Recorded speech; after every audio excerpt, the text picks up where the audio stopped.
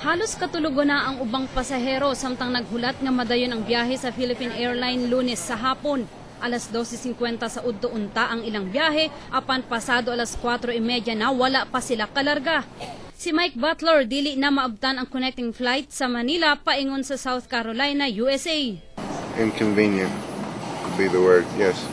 Dili ang daot nga panahon ang hinungdan nganong hapit makansila ang biyahe sa PAL kun dili ang technical nga problema sa eroplano. Moment it's delayed, no? So we haven't canceled the flight yet.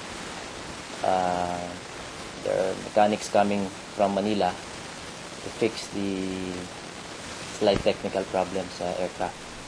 Sumala sa branch manager kung ugaling dili maresolba ang problema, andam sila nga tubagon ang pagkaon o akomodasyon sa mga pasahero. We already provide meals, snacks around 3 o'clock. So we already provide the passengers with snacks. Ang ubang nagdali ni Apa sa biyahe sa Cagayan de Oro o kaha sa Davao City. Alas 6:20 sa gabi na hinayon ang biyahe sa PAL paingon sa Manila. Medias Patrol sa Caraga.